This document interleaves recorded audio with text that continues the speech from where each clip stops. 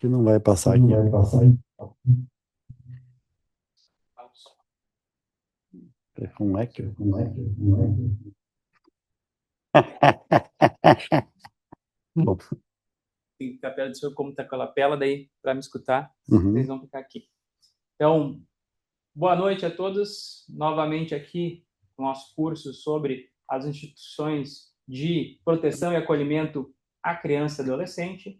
Hoje, nós temos aqui a presença do Coronel Humberto André Rodrigues Luca.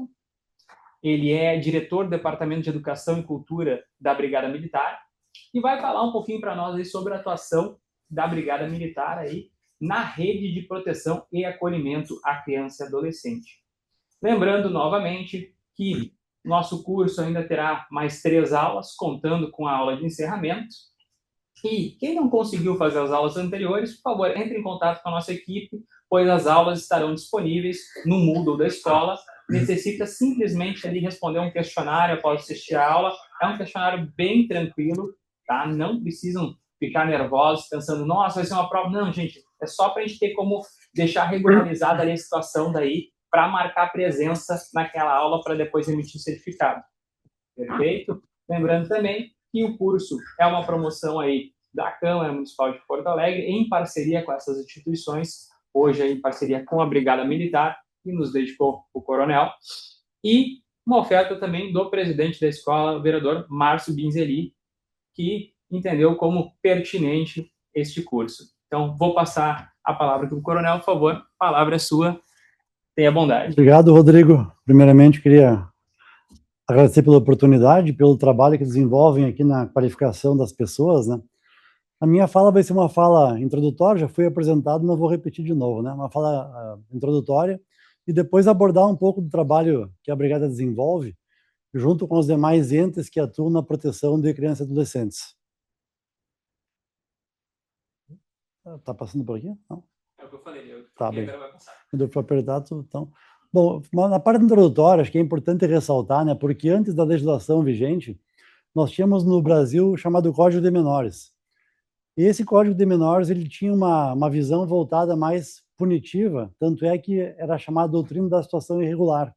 Então, o adolescente ou a criança, ele não era assim, tido um olhar para ele, ou uma estrutura de atendimento, até que ele cometesse um ato infracional. Então, muitas crianças e adolescentes expostas em condições de vulnerabilidade, quando cometiam um ato infracional, então, aí então elas eram levadas para um local para sofrer eventual punição. E essa é uma cultura ultrapassada, né? Hoje em dia, modernamente, não se fala mais dessa maneira, e sim se tem uma visão que visa a proteção dos menores. A imagem ilustra um pouco essa realidade, né? A imagem, ela pretende ilustrar que está um adolescente aqui, então é como se fosse o Estado, né, o Estado de costas, a família, no caso nos quais a família acaba sendo desestruturada ou não acolhendo os menores.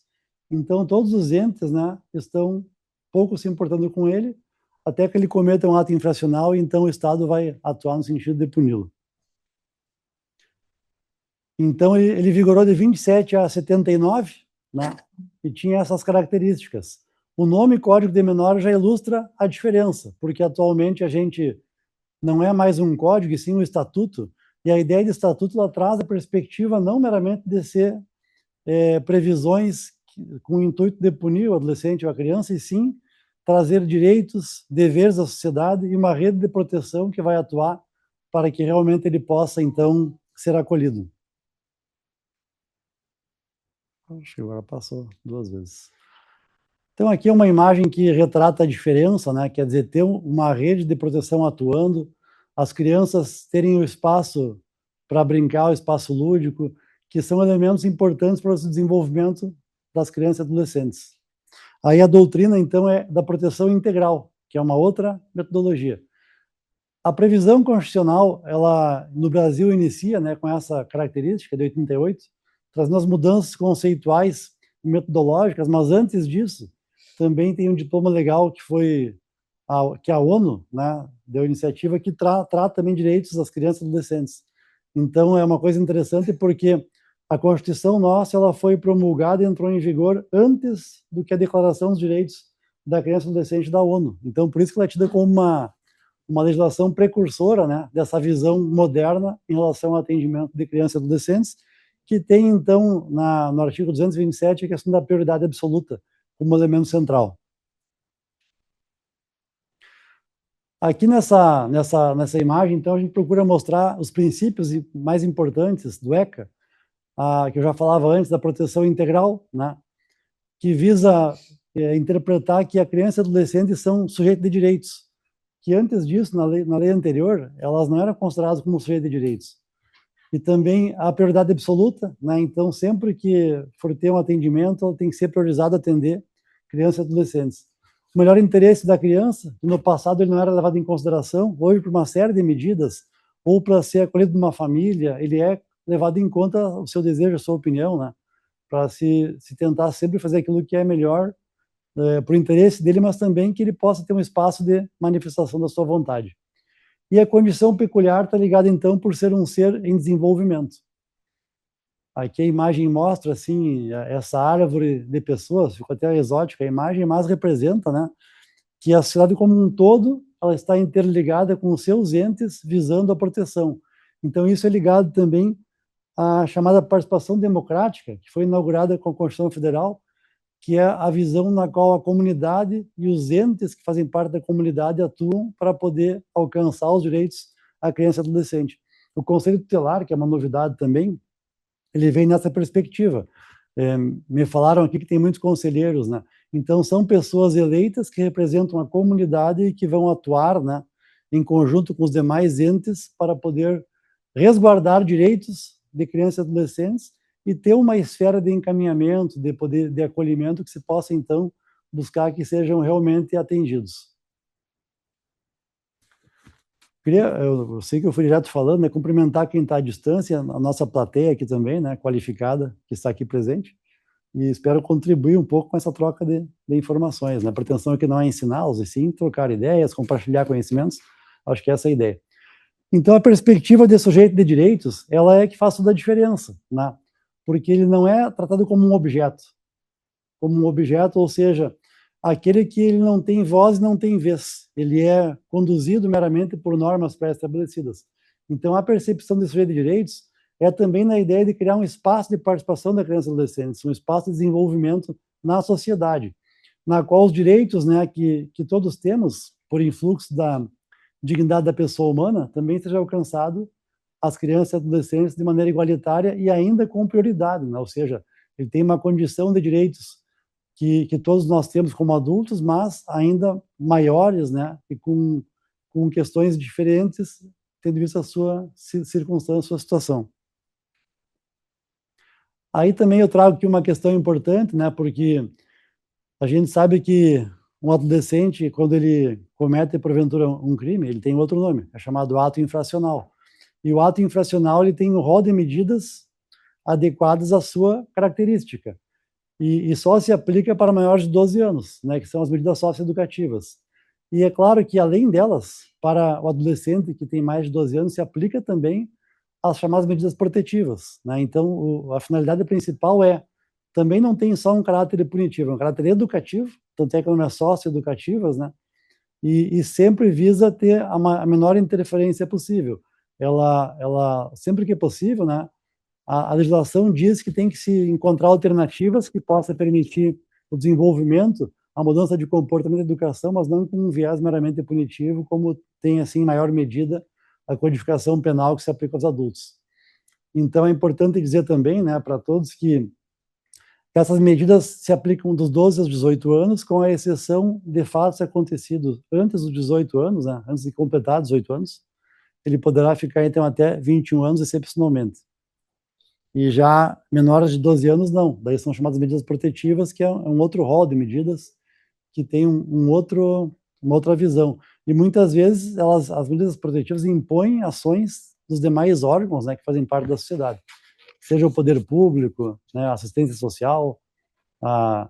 Aqui também entra a questão muito importante das casas de passagem e de acolhimento, porque na visão anterior do Código de Menores, quando a criança cometia um ato infracional, ele ia para a antiga FEBEM que tinha, né?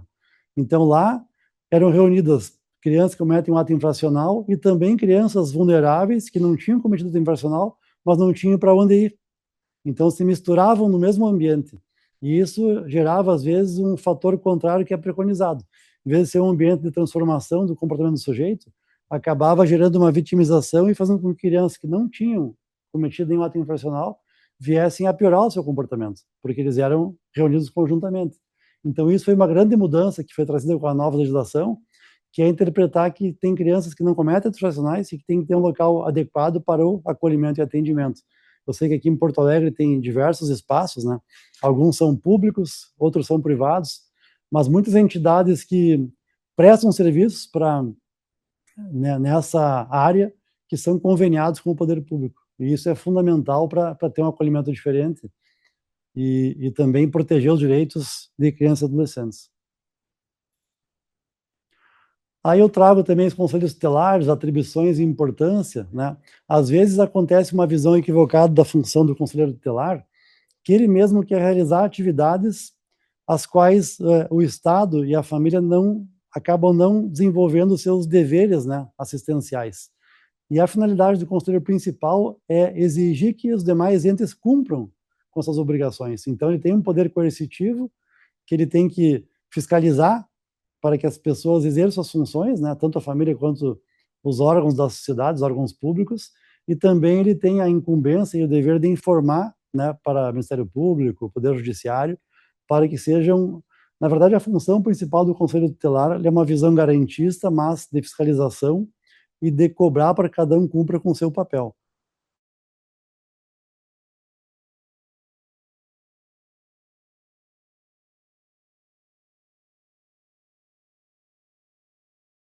Aí eu tinha já falado sobre a questão da diferença entre ato infracional e falar um pouco do que a Brigada Militar faz em termos de prevenção, né, em especial da prevenção, mas atendimentos também de crianças e adolescentes. Direitos fundamentais e mais importantes, então, desenvolvimento integral, a vida, a saúde, a educação, né, que estão previstos no ECA. A não discriminação como um direito universal. Aqui entra uma questão do bullying também, né? O bullying é muito comentado hoje em dia, e não só o bullying real, mas o cyberbullying, que é também chamado, que é feito por intermédio dos meios de comunicação virtuais, né? Que é um grande problema da atualidade, da modernidade, que causa mais sofrimento às vezes do que aquele que é perpetrado em ambiente real, porque aquilo é disseminado, né? E causa um sofrimento muito grande. Mas é importante se dizer que existem às vezes órgãos que atendem crianças e adolescentes que se deparam com situações que são típicas de bullying, né? E acabam não adotando as providências adequadas, ou porque acham que vai ter que chamar órgãos externos, vai ter uma exposição da imagem. Então é importante dizer que esse sistema tem uma palavra, se fala cyberbullying, palavra portuguesa que representa isso, agora me faltou a palavra, como é que é chamado mesmo em português? Bom, daqui a pouco eu lembro. Então, mas o importante é o seguinte, há uma situação sistemática, né? O bullying para ser... Intimidação. Aqui uma voz da me assopraram aqui. A intimidação sistemática é que configura o bullying. Então, como é que ela vai ser sistemática? Quando ele aconteceu e não houve uma ação para que ele cesse, né? Então, é preciso que haja uma ação para que cesse, para que não configure o bullying, que exige de forma sistemática que isso aconteça. E é importante dizer também que órgãos assistenciais ou de ensino que tomam conhecimento e que não atuam para reprimir que persista, eles são sujeitos à responsabilidade também penal, administrativa, né? É um dever, é um poder-dever atuar para reprimir atos de bullying em relação a crianças e adolescentes. E a gente sabe que muitas vezes atos futuros violentos têm origem no processo de bullying que não foi adequadamente manejado ou dado a atenção necessária. Então isso também é importante.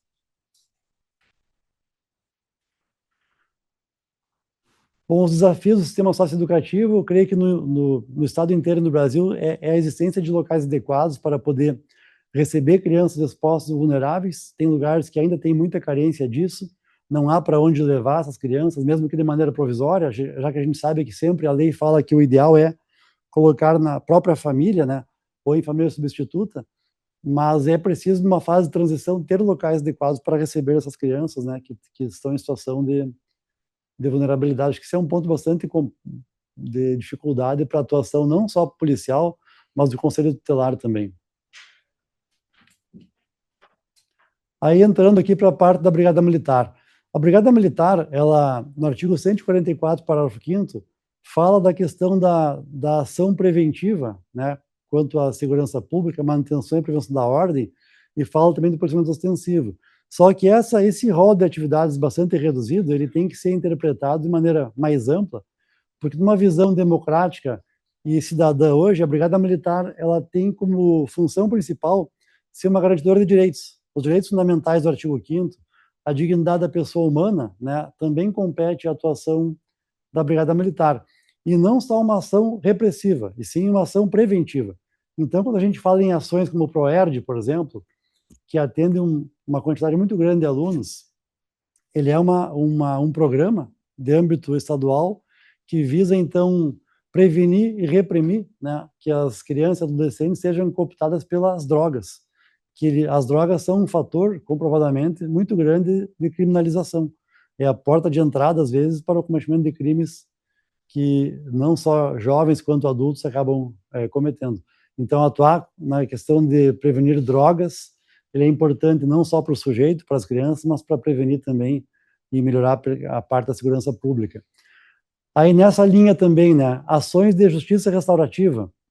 Eu comandava o Colégio Tiradentes de Juiz durante 6 anos, antes de vir para essa função em Porto Alegre, e o Colégio de Juiz foi o primeiro colégio militar do Brasil que criou dentro do seu regimento interno lá ações, né, positivou, de aplicação de metodologias de justiça restaurativa, que são para prevenir bullying, né, não com foco punitivo, e sim com foco restaurativo, e também é um método interessante e alinhado ao que prevê hoje no próprio ECA. O ProERD, então, atendeu 1.758.000 crianças, né? Só no ano de 2025. Então, é uma abrangência muito grande em termos de Estado. É um programa importante no qual há um investimento e há um interesse, né, da Brigada Militar em continuar, porque também cria uma proximidade entre a polícia e as pessoas e está alinhada às ideias de polícia cidadã. Então, em 2025, na verdade, são 78.000, né? Historicamente, atingiu esse patamar de 1.758.000. Aqui algumas imagens que falam do ProERD, a formatura, quando é realizado eventos, né? Então, como eu falei, é feito no estado inteiro e visa exatamente isso, aproximar a polícia das comunidades, trazer uma ideia educativa e não repressiva, e assim poder contribuir com o processo educativo de acolhimento e de desenvolvimento dos jovens. Hoje também existe, depois eu vou entrar na questão um pouco... Aí, a articulação interinstitucional, então, é a polícia atuando, né, Brigada Militar, Polícia Civil, o Ministério Público, a Justiça, a assistência social dos municípios, mais o Conselho Tutelar e outros órgãos, né, todos interligados e atuando para poder realmente fazer valer os direitos de crianças e adolescentes. A Defensoria Pública também é importante ser colocada, e também as organizações não governamentais exercem um papel importante e ligado à participação democrática, que é oriundo da Constituição de 88. Aqui algumas fotos, né, da integração da Brigada Militar com comunidades, programas que são feitas. Tem também o programa que é a questão do trânsito, né, ensinar a dirigir. Então, são diversos programas que são desenvolvidos que se voltam a um trabalho preventivo, educativo, na qual a Brigada Militar atua. Nós temos no estado também 8 colégios Tiradentes, né, tem mais um de Uruguaiana a ser criado e passar a funcionar ano que vem, e atende aí no estado em torno de 2.500 alunos todos os anos, né, que estão lá estudando. Uma metodologia também que visa propiciar a formação integral do sujeito, com uma proposta pedagógica voltada toda para a questão de desenvolver bons hábitos, né, de cuidar da saúde, o autocuidado. Então, são questões que têm sido feitas e são importantes também para esse processo educativo, preventivo e formativo de adolescentes e crianças. Aqui está uma foto de programa sendo implementado lá no Colégio de Tiradentes de Juí, de Justiça Restaurativa, né? Que é também uma inovação e alinhada aos preceitos previstos no próprio ECA e na Constituição. Patrulheiro Ambiental Mirim, né? Também a formação do cuidado com o meio ambiente. Isso é desenvolvido também em diversos polos do Estado. Bom, por fim, eu deixo aqui uma frase, né, no sentido de que a criança e o adolescente não são objetos de proteção, mas sujeitos de direitos, devendo ser assegurados por todas as pessoas, né, as condições para o seu pleno desenvolvimento. Cuidar das crianças, educar as crianças e os jovens é fundamental para uma sociedade melhor, que se desenvolva com mais qualidade, e é lá na juventude, né, nessa fase que a gente cria cidadãos, né, pessoas na vida adulta capazes de contribuir com a sociedade.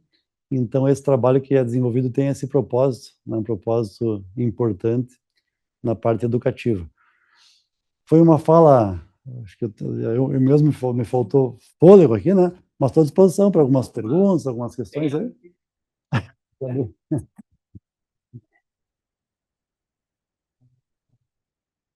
Então, temos aqui uma pergunta. Diga. Infelizmente, a colega não se identificou. Se quiser se identificar, ainda dá tempo. Eu já faço a pergunta aqui. Tá? Mas tem uma pergunta que eu ia fazer também para o coronel. E daí a colega ali, ela pergunta se o coronel sabe explicar um pouquinho sobre o funcionamento da Patrulha Bernardo, que é uma lei que foi aprovada agora há pouco na Assembleia Legislativa. Se já tem alguma coisa, experiência sobre isso? Patrulha Bernardo. A gente aqui no estado, o programa mais forte que tem, que acaba acolhendo, a gente tem uma visão que a Patrulha Maria da Penha acolhe só mulheres que estão em condições, em situação de violência doméstica. Mas não é só mulheres, ela tem também a família, né? Crianças. Então é uma forma de também atuar em prol do público de crianças e adolescentes. A Patrulha Bernardo não tem um programa ainda específico criado na Brigada Militar. Talvez com o advento da legislação, né, se crie um programa também que vise especificamente esse público. Mas acho que é importante, sim, né? O caso Bernardo aqui no estado foi um caso emblemático, né? Onde uma família aparentemente estruturada, de pessoas com um grau escolar elevado, cometeram uma atrocidade que veio a público.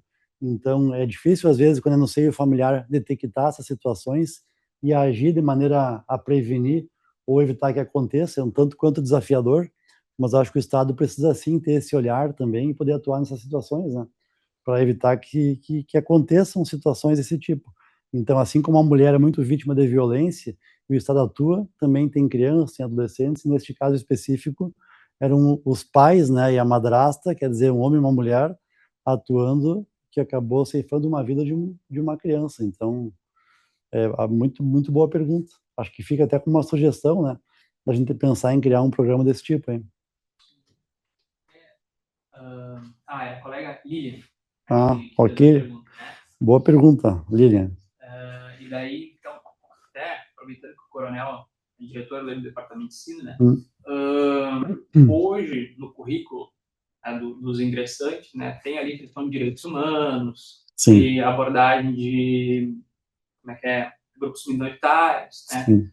Então, durante a capacitação ali, a entrada dos novos soldados, dos novos oficiais, há dedicada ali uma parte sobre o cuidado da criança e adolescente. Sim. Poderia falar um pouquinho sobre isso? Nós temos também na parte do ensino a questão do ECA, né, e também direitos humanos, que em todos os cursos possuem. Eu creio que até seja uma área que se possa, talvez, pensar em fazer mais, já que o atendimento à criança e adolescente é importante, e às vezes acontece o seguinte: tem cidades no estado que não dispõem de todos os órgãos, né? Acho que isso é uma coisa importante ser dita. Tem alguns locais mais distantes que não tem poder judiciário na cidade, não tem Ministério Público, né? Depende de um outro município. No entanto, a Brigada Militar está presente lá no local. E acaba sendo, às vezes, a primeira porta de entrada, o primeiro órgão representando o Estado que se depara com situações desse tipo. Então, por isso é fundamental ter essa qualificação, a formação e desenvolver isso no efetivo, né? Para poder ter um adequado atendimento. Acho que a gente já faz isso, mas talvez fique uma sugestão de poder melhorar ainda mais isso, né? para poder qualificar o atendimento. Eu estou na função há 4 meses, então a gente está um período desafiador, porque estamos com 1.300 alunos soldados em formação, que acho que é uma das maiores da Brigada Militar, e talvez se possa pensar já em aprimorar também esse aspecto, já para os que estão em curso, né? E curso de sargento também acabou de sair a lista dos Isso, saiu e vai ser chamado para começar daqui uma semana já a primeira turma. Nós hoje temos na Brigada oficiais em curso, oficiais da área de saúde, soldados, que dá em torno de 1.300, e vai ser chamado, tem 2.000 aprovados para o curso de sargento, que também farão curso no transcorrer dos próximos meses. É bastante coisa. Né? Bastante coisa. Tá na mão, hein? O pessoal acha que só tem problema na rua, não, mas não. Internamente a gente também tem bastante. A formação é fundamental, né? Porque um agente capacitado é um canal melhor de comunicação com a comunidade. Né? Ainda mais um profissional da segurança que maneja com vidas, né? Então, a gente muito se fala assim em produtividade, mas quando é uma questão que você trabalha com vidas, não é o quantitativo de atendimentos feitos, sim a qualidade daquilo que é feito. Acho que é mais importante, porque um erro ele pode significar, às vezes, a perda de uma vida indevidamente. Então, ter essa visão, essa formação com essa cultura é importante, né? Para ser mais assertivo no atendimento da comunidade. Perfeito. E daí, assim, já nessa esfera assim, de como a brigada costuma fazer o primeiro atendimento, né? Até para daqui a pouco o pessoal que não está tanto ali, vai parecer uma pergunta mais básica, mas a brigada ela pode ser acionada tanto quando uma criança e um adolescente cometem um ato infracional, quanto quando elas são vítimas de um crime, correto, Sim. Coronel? Inclusive em situações de emergência, né, a Brigada Militar acaba sendo quem chega primeiro, às vezes. E como agente público, a primeira atitude diante de uma situação de estar sendo violado um direito, que é onde há uma situação de emergência, é fazer cessar a agressão, né? Cessar a agressão, colocar em condições de segurança a criança e o adolescente e depois acionar os órgãos de apoio, né, Conselho Tutelar, etc., para fazer a intervenção. Então, realmente, a Brigada Militar atua tanto para reprimir violações de direitos das crianças e adolescentes, quanto também quando se deparam com o acontecimento de um ato infracional. A Brigada vai lá e tem que tomar atitude e, eventualmente, efetuar conduções para a delegacia, né? Aqui em Porto Alegre tem especializado, no interior nem em todo lugar tem, mas nas duas situações a Brigada Militar atua. É bem colocada a pergunta. O colega aqui, o Raul Pins, de Canduçu, sempre muito participativo, ele até comentou aqui que a Brigada é uma grande parceira do Conselho Tutelar, tanto na defesa dos direitos das crianças, quanto na manutenção da integridade dos conselheiros em algumas ações. Sim. Porque a Brigada também pode ser acionada em situação de risco para o conselheiro fazer um acompanhamento. É importante dizer que o conselheiro tutelar ele tem a prerrogativa de, quando vai atender e sentir necessário, solicitar um apoio da Brigada Militar, né? Então, acho que é uma parceria importante de um órgão especializado, né, que a Brigada conjuntamente consegue, assim, ter uma sinergia e melhorar o atendimento. Mas, realmente, eles têm essa prerrogativa e a Brigada deve fazer, né, de boa vontade, porque realmente o assunto é muito interessante e as crianças e adolescentes são importantes na nossa sociedade. Então, bem colocado. Eu queria aproveitar para parabenizar, porque a gente escuta relatos, né, nas guarnições por todo o estado, da importância que tem o Conselho Tutelar. É claro que em cada município é diferente a atuação, mas são sempre presentes, né, para efetuar atendimento. E é uma função interessante porque passou 4 anos se não trabalha direito, depois não se elege, né? Eles têm que ter qualidade no trabalho para poder continuar exercendo a atividade. Então, vamos esperar. Pessoal de casa, se tiver mais alguma pergunta aí para mandar, temos aí mais alguns minutos aí disponíveis.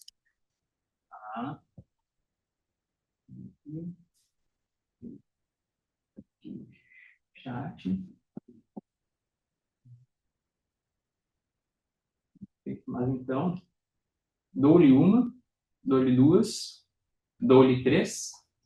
Não havendo mais perguntas, Coronel, gostaria de fazer uma fala aí final. Só agradecer aqui as pessoas que estão ouvindo, né? Dizer que para mim é uma satisfação contribuir. Eu me voluntariei para vir para fazer essa fala aqui, porque poderia ter enviado qualquer um outro, então é gratificante de alguma forma contribuir, né? Eu me sinto até no compromisso de fazer isso. Aí, por questões aí que não vem ao caso, mas acho que a gente poder dar nossa contribuição em prol de crianças e adolescentes é muito importante. Então, obrigado a todos. Foi um prazer. Coronel, singelo, mas de coração que uma ecobag nossa e Tá bem. desde já, só deixa eu aparecer aqui para o senhor, Tá bem. desde já, já convido o senhor para a nossa aula de encerramento, que vai ser daqui 2 semanas, Uhum. e daí, possivelmente, daí vai ter um complemento aí, a nossa ecobag, que vai tá chegando aí, vai ficar bem bacana, o senhor vai gostar, acredito eu. Principalmente se o senhor gostar de um mate, assim, fica a dica do que vai ser o presente que a gente tem para dar, né? E, novamente, como o coronel disse, esse ano aí a pauta da Câmara são as crianças e adolescentes, então, por isso que a gente está dando essa atenção priorizada para esse tema, né? Uhum. Quem tiver o prazer de chegar aqui na Câmara vai ver que todos os nossos corredores aqui tem muitas questões ali, adesivos e questões ali de simbologia envolvendo o quê? A proteção da criança e do adolescente. Então, vocês vão reparar que é a pauta que nós estamos nos dedicando com mais afinco esse ano, e se tudo der certo, a gente vai conseguir virar o ano aí com uma atuação mais integrada, com a rede mais forte, né, nesse enfrentamento à violência e também no acolhimento das crianças, porque, como o coronel disse, a brigada vem em caráter preventivo ali, né, a ideia é justamente evitar que algo aconteça, mas quando não dá, a gente tem que acolher essa criança que é vítima, né, e punir aquele que cometeu algum ato contra essa criança. Então, novamente agradeço a presença do coronel e agradeço vocês que estão em casa nos acompanhando. Novamente, muito obrigado pelo seu tempo, muito obrigado por estarem aqui acompanhando a gente. E, peraí. Ah, tá, desculpa, eu pensei que era uma pergunta entrando, peço desculpa vocês, mas é que está tendo ali a transcrição da minha fala.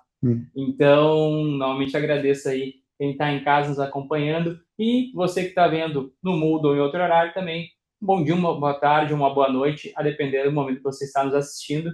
E continuem, porque semana que vem tem mais aí e estamos nos encaminhando para o final do curso. Quem não conseguiu acompanhar alguma aula anterior, vai lá, entre em contato com a nossa equipe, pega o link da aula no Moodle, realiza ali a provinha e depois a gente vai pegar esse certificado, que vai ser muito importante para vocês, para quem vai se candidatar na próxima eleição a conselheiro tutelar.